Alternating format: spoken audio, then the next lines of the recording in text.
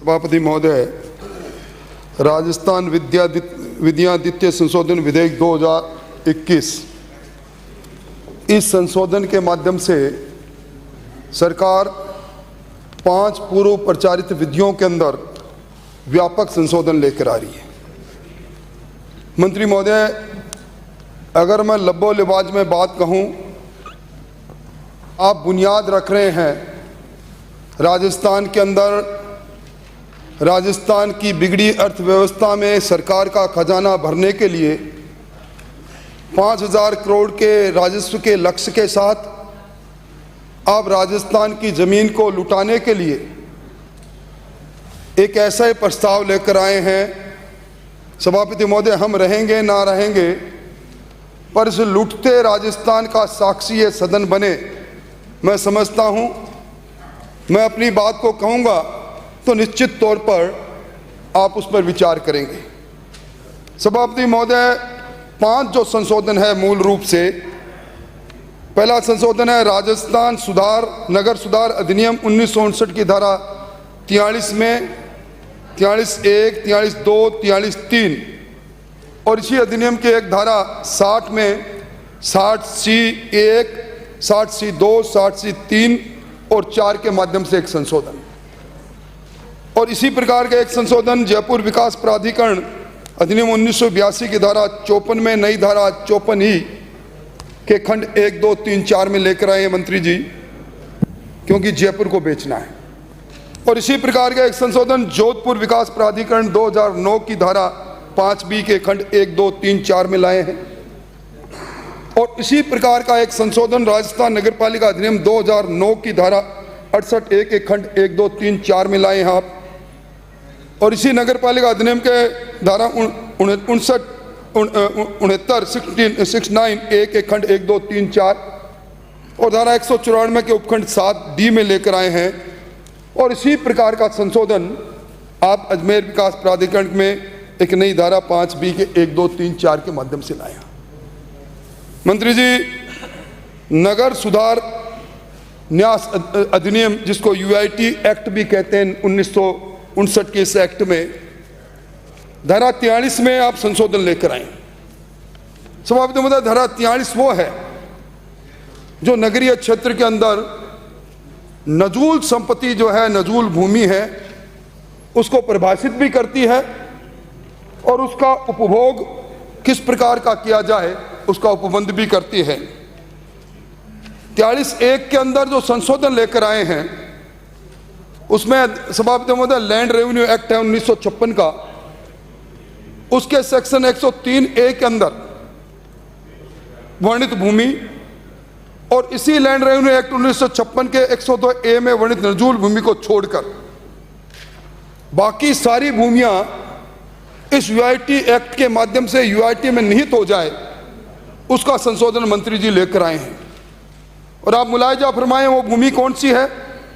वो जो land revenue act के मूल एक्ट के 103 में इन 2 को छोड़कर है, वो है सार्वजनिक परियोजना के लिए अधिकृत भूमि।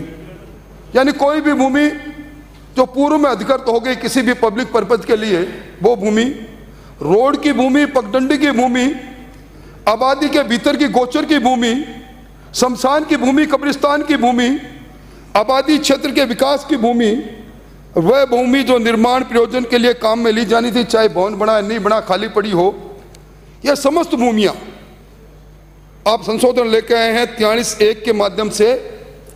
इन सारी जमीनों का लैंड रेवेन्यू एक्ट में 103 में वर्णित किया गया है। यानी अब रास्ते हो, गोचर हो, कब्रिस्तान हो, ये सारी जमीन आप UIT में निहित करने के लिए प्रस्ताव लेकर आए हैं। और आप प्रस्ताव क्या लेकर आए हैं आगे? इसी UIT एक्ट के 43(1) के अंदर एक प्रिविजो जोड़ा है, परंतुक A। मंत्री जी, आप प्रस्ताव लेकर आए हैं कि UIT की किसी भूमि को बिना सुधार के, विदाउट डेवलपमेंट, या सुधार करके निस्तारण करने का अधिकार। यानी UIT क्षेत्र में जितनी भूमि होगी, डेवलप्ड या अनडेवलप्ड, UIT आपके हाथ में, उसको बेचने का अधिकार आप ले रहे हो। और इसी 43(a) के परंतु B के अंदर आप किसी भी व्यक्ति को UIT की भूमि को विकसित करने के लिए, डेवलप करने के लिए दे सकेंगे। यानी अनडेवलप्ड भूमि है, उस जमीन को आप डेवलप करने का किसी व्यक्ति को अधिकार दे रहे हैं। 43(2) में आपने जरूर कहा कि जो डेवलपमेंट होगा इसमें यूआईटी के नियंत्रण में होगा, और 43(3) के अंदर जो लेकर आए हैं कि अगर जमीन आपने भूमि यूआईटी में निहित हो गई तो एक अधिसूचना निकाल कर जब आपकी इच्छा होगी तब उसको राज्य सरकार में निहित कर लेंगे, नगर पालिका में निहित कर लेंगे। मैं समझता हूं ये जो संशोधन है इसके दूरगामी परिणाम होंगे, क्योंकि इसमें जमीनें जो ले रहे हो आप यूआईटी के अधिग्रहण में, वो कब्रिस्तान, शमशान, गोचर, नदी नाले सब, यानी सभापति महोदय एक नया दौर प्रारंभ होगा राजस्थान के अंदर। भाना होगा कि हमें 10 लाख लोगों को पट्टा देंगे, 5,000 करोड़ की रेवेन्यू का अर्जन करेंगे, पर उपकृत किसको करेंगे? इसके पीछे चांदी कूटने का जो अभियान चलेगा वो अनवरत चलेगा, और इसी दौर के अंदर नदी नाले, कब्रिस्तान की जमीन के भूमि के अलॉटमेंट का काम आप चालू करेंगे। मंत्री महोदय, एक और संशोधन जो यूआईटी एक्ट के धारा 60 में 60B के बाद नई उपधारा 60C लगा रहे हैं आप। मैं प्रतिपक्ष के नेता आपका ध्यान आकर्षित करना चाहूंगा, इसमें 60C में क्या संशोधन लेकर आ रहे हैं? कोई भी व्यक्ति अगर अपने में निहित भूमि को, अपने में निहित भूमि के स्वयं के अधिकार को, न्यास को सौंप देगा तो फ्री होल्ड पट्टा लेना का अधिकार हो जाएगा। यानी सभापति महोदय, मैंने कब्जा कर रखा है, कब्जा मेरा नदी की भूमि है, चारगाह की जमीन पर है, जोड़ पर है, पायतन पर है। गुलाब कोठारी के फैसले के अंदर जिन मास्टर प्लान को छेड़छाड़ करने की मनाही है, मैं धन्यवाद देना चाहूंगा इस सदन के अंदर आदरणीय गुलाब जी कोठारी ने, जिसके कारण से आज राजस्थान के अंदर योजनागत जो विकास जिस प्रकार का होना चाहिए मास्टर प्लान है, उसे छेड़छाड़ से बचे। अब इससे मैंने कब्जा कर रखा है, मैं अपने अधिकार सौंप दूंगा यूआईटी को, और यूआईटी मुझे उसका कब्जा दे देगी, फ्री होल्ड पट्टा दे देगी। मैं समझता हूं अभिनेश जी, इससे बुरी बात आज तक मैंने नहीं देखी। और मास्टर प्लान के अंदर गुलाब कोठारी के फैसले में हाई कोर्ट ने जो निर्णय किया है, आप उसको धत्ता बताने की कोशिश कर रहे हैं। और यही नहीं, जोड़ पायतन में अब्दुल रहमान का फैसला, आपसे विद्वान कौन है इस सदन के अंदर? अब्दुल रहमान के फैसले में कहा था कि जोड़ पायतन पर अगर अतिक्रमित भी किया गया है तो भी 1947 के उस मूल रूप में इनको लेकर आओ, उसको भी आप करना चाहते हैं। और फिर 60C(1) के अंदर मंत्री महोदय एक संशोधन और लेके आए आप, कोई भी आकर्षी प्रकृति की भूमि जो यूआईटी क्षेत्र में आ गई है, जिस पर यूआईटी ने लीज या लाइसेंस जारी नहीं किया है, ऐसी भूमि यूआईटी को सौंपकर फ्री होल्ड पट्टा।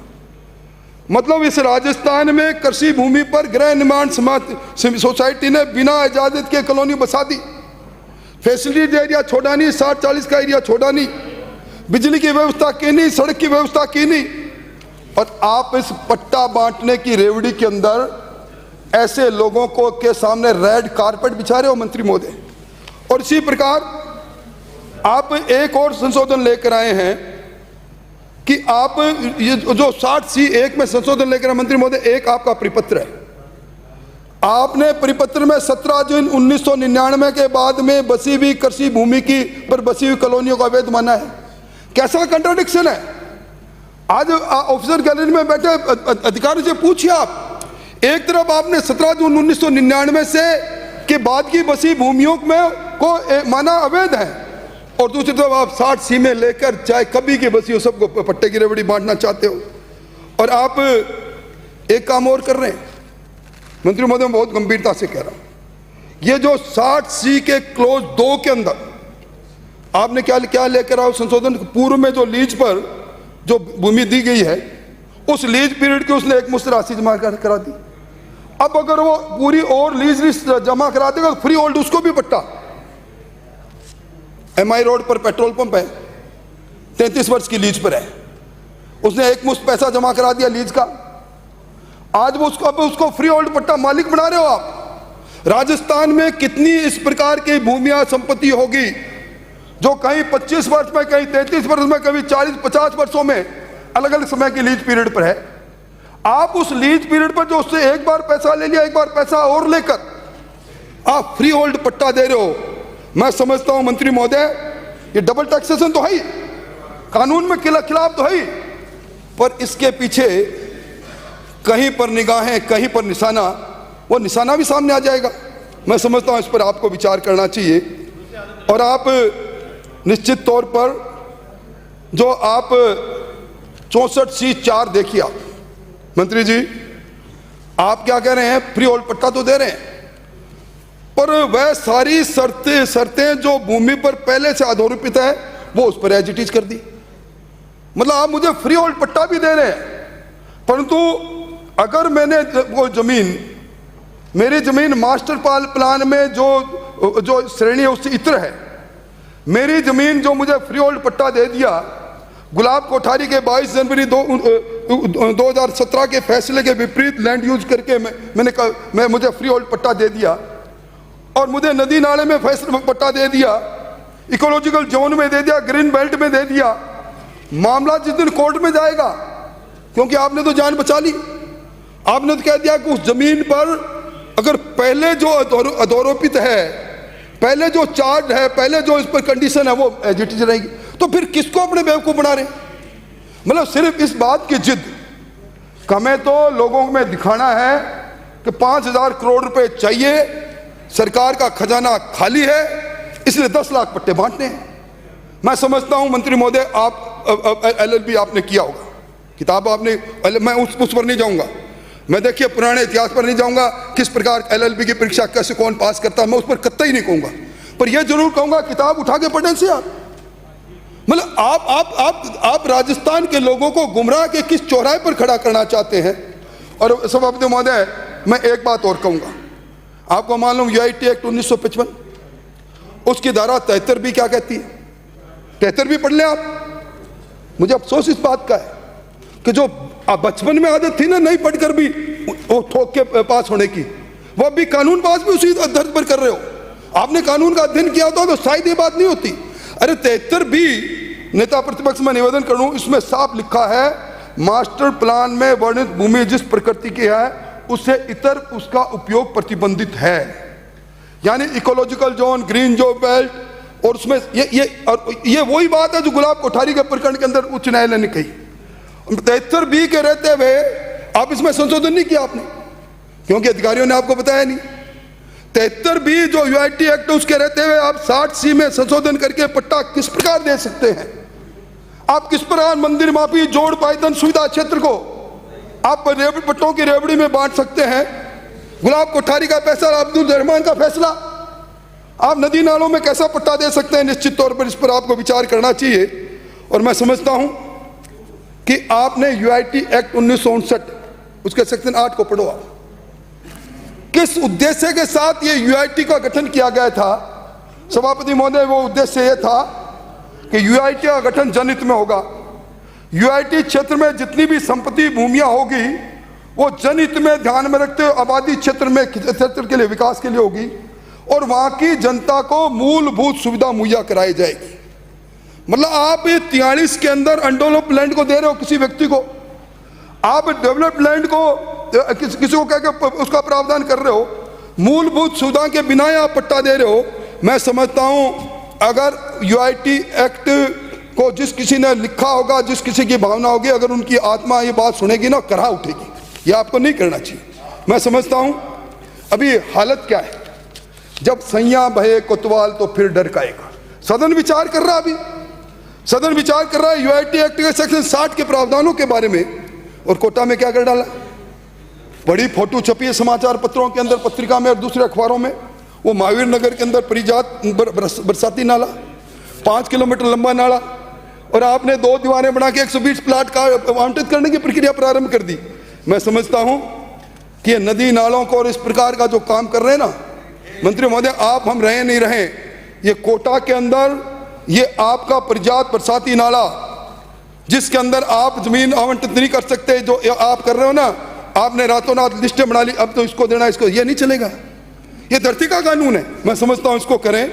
और आपने ठीक इसी प्रकार, मैं लंबा समय नहीं लूंगा, क्योंकि जो प्रावधान जिनके बारे में चर्चा मैंने की है, जो UIT एक्ट में जो सरकार सेक्शन 43 सेक्शन 60 के अंदर जो संशोधन लेकर आई है, इसी प्रकार का आप नगर पालिका अधिनियम 2009 की धारा 68 में और 68A और 69 के अंदर लेके आए हैं। और मैं समझता हूं कि इसी प्रकार का आप एक संशोधन जयपुर विकास प्राधिकरण के सेक्शन 54E में 1, 2, 3, 4 लेकर आए हैं। जोधपुर के अंदर भी 2009 में 50B में 1, 2, 3, 4 सेक्शन में लेकर आए हैं और अजमेर विकास प्राधिकरण के 2013 के अधिनियम में भी 50B के अंदर आप 1, 2, 3, 4 में लेकर आए।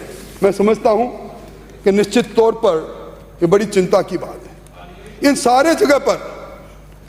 और मैं निवेदन करूं सभापति महोदय, एक और क्रांतिकारी संशोधन कर रहे हैं। मैं मेरी बात समाप्त करूं। नगर पालिका अधिनियम मुख्य सचेतक महोदय 2009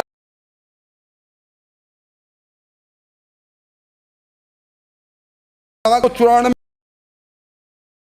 के 7वें में खंड डी के अंदर जो संशोधन संशोधन क्या है? स्थानीय निकाय, नगर पालिका, नगर परिषद और जिस जगह भूमि उससे उनको इजाजत तामीर लेनी पड़ती थी, आप हटा रहे हैं। मैं समझता हूं सभापति महोदय, आज अगर राजस्थान की राजधानी जयपुर में चले जाएं, अवैध बिना स्वीकृति के बड़ी बड़ी बिल्डिंगें बन गई अधिकारियों की शय पर, आप एक फ्लड गेट खोल रहे हैं।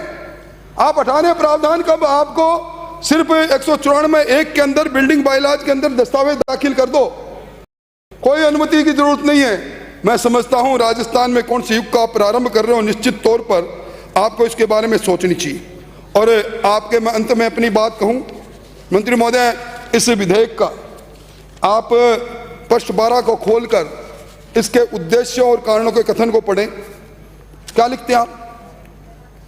एक धीमी और बोझिल अनुमति और अनुमोदन प्रणाली नगर में आवास विकास में बाधा बनती है। बड़ा बहुत साहब आपकी बोझिल, और बोझिल में अनुमति और अनुमोदन तो आप ही करते हो ना।